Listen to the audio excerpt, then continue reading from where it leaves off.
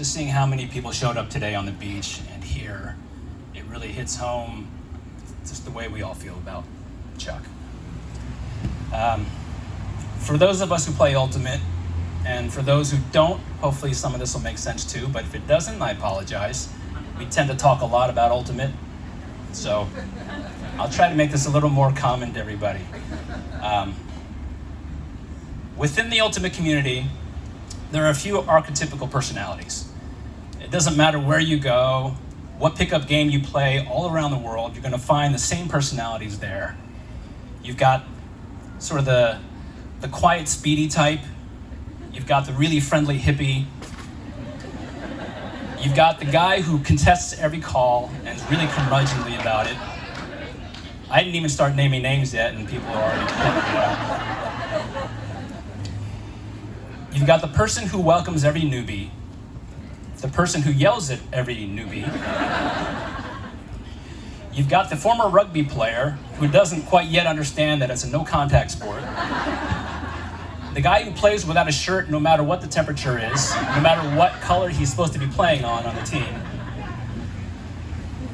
And you've got the veteran who spends more time wrapping his ankles and stretching than actually playing.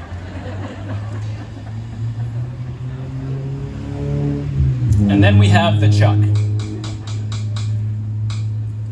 Yes, I agree with whoever's tapping. There's always one at every pickup game. There's a Chuck.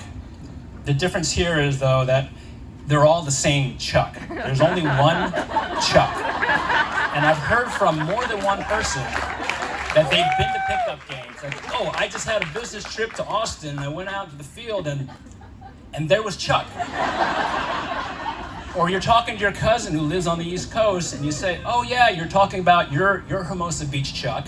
And they're talking about their Massachusetts Chuck, and it's the same Chuck. I don't know how he spent so much time playing everywhere and everybody knew Chuck.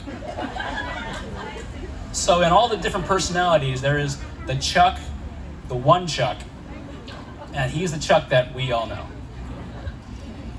He's played everywhere and everybody remembers Chuck. Chuck's been called many names over the years. Legend, timeless. He's how old? No way. And that was 20 years ago. I remember meeting him in the late 90s, and even then, people were always commenting on, how old is that guy? That guy who just burned me on the field, or that guy who seemed so nice, and then he did this thing, and then, no way he's that old. And he just kept on playing and kept on being that guy. Everyone knew of him, even if they didn't know him. For the people who did know him, we made fun of his age even more. That's because it was funny. His age had no correlation whatsoever to his physical body or his mind. The same way it's funny when we talk about how Mike Dow is a good player, or we talk about these other people being fast or slow, because they're not, and that's why it's funny. But we made fun of Chuck because of his age, because there's no way anybody would think he was his physical age. Just the way that he approached the game and ran physically, mentally, all of these things, no one could ever believe how old he actually was. And I still remember all through the 20, 25, however many years, it was always the same way. Everybody was amazed as how this guy kept burning him on the field. Whatever name you had for Chuck, it was just one of many. Ultimate player, basketball player, bicyclist, husband, father, son, Vietnam veteran, good citizen, old guy. Nothing sums him up completely.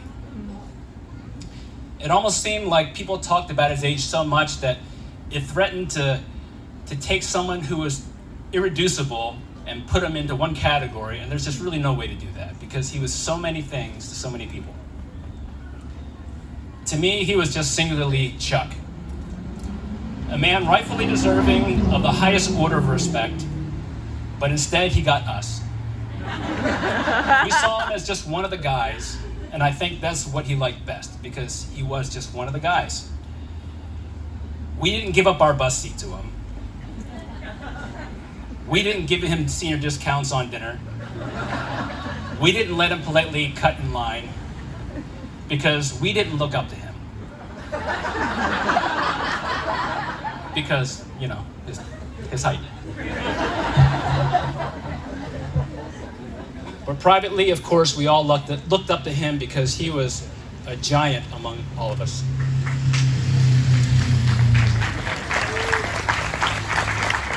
We played Ultimate together. We drank beer together. He was competitive to his core.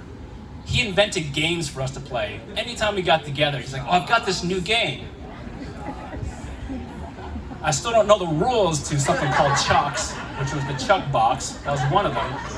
And the reason I don't know the rules is that anytime we started playing and anytime he started losing, he would proceed to invoke these rules which we never heard about because he just made them up. And somehow we all just took it because he said it in a certain way. It's like, are you going to argue with Chuck? No, I'm not going to argue. I don't know, but he just won again.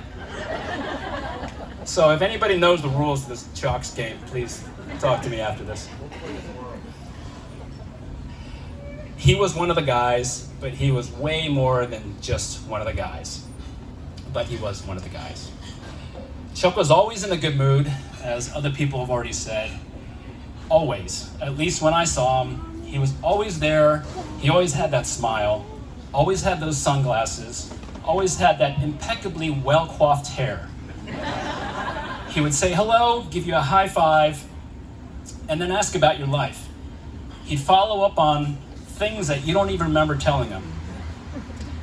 He knew about you about your family, all of them by name, and he'd ask about them. He knew about the challenges you were facing with your job, your life, your family. He knew about your cat pooping in your shoes. He knew about all of these things, and he would genuinely ask about these things. He'd give you supporting words if you needed it, but he'd also bust on you if you needed it. And I recall one time, a good friend of mine, one day on the Ultimate Field, Chuck would not let up on him. He just made fun of him and really, really dug into him, you know, in the Chuck way. To the point where everyone else was thinking, man, what did this guy do to Chuck? But Chuck is really laying into him. And so this guy, at the end of the day, was really confused and was kind of disconcerted, thinking, does Chuck not like me? So he went to Chuck and he asked him about it, like, what's this about? And Chuck's response was that, I think you could be one of the great Ultimate players, but you don't push yourself hard enough. So I'm going to push you. And you can't argue with that either. And he continued to do that. That wasn't me. I have no claims to that. Like, almost great Ultimate player thing. Oh, okay, I'll try to make this quick. The one thing I don't ever recall Chuck doing is complain. I don't think I've met any other person who complained less. Even if things were not great in the world, even if things were happening like certain politicians, certain world events, Chuck was just always there as an uplifting presence. And during that time, the world just seemed like it was okay again, if even for that moment. And now the world won't be the same. It's true that Chuck was easy to know because that's who he was. He wore his heart on his sleeve. But there's a lot more about Chuck that you may not know. In the many years that I did know him, it really took a long time before little nuggets of his past started to come out. And that's not because he was unwilling to talk about his past. It's that when you were talking with him, you didn't realize that the entire time he was talking about you, asking about you, getting you to open up. And it really was after many years I started hearing these little things about him, about Tim, about all these other stories from his past. So all of these times when we thought about him as just one of the guys, we weren't really thinking, oh my Lord, the things that this man has accomplished and done and saw in his life were incredible and they were vast. You may not know that he was born in a World War II Japanese internment camp, or that in the Vietnam War he volunteered to be a tunnel rat because he thought his chances were better doing that than getting shot in the back in the open field by his own redneck platoon mates. You may not know that he started running marathons when he came back just to stay sane. You may not know that he was a celebrated designer. A lot of you do, but some of you may not know that. You may not know that his name was on the patent for the carnival game Whack-A-Mole. You may not know that he once played ukulele in a jazz fusion band, or that one of his roommates was Anthony Daniels, the guy who then played C-3PO. You may not know all these things about him, because I may have just made some of those up. But the fact that a part of you thinks that could have been true says a lot about Chuck.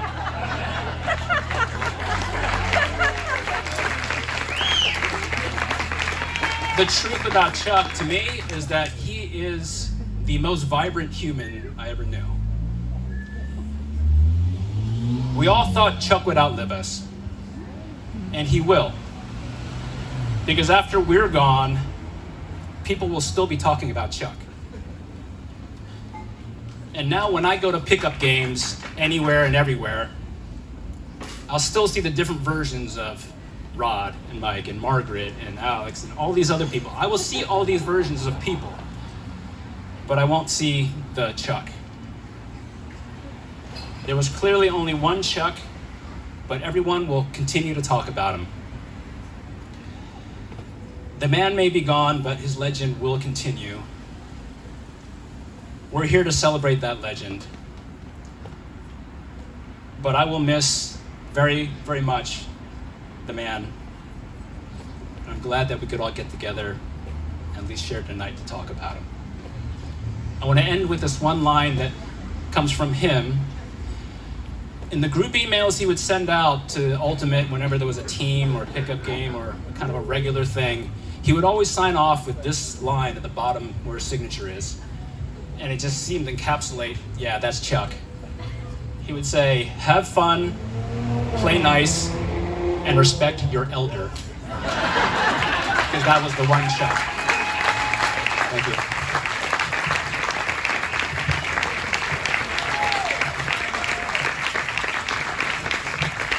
Thank you, Steve. I too just said to JC the other day, how old was he? He indeed was very youthful. We have George sharing his stories of Chuck.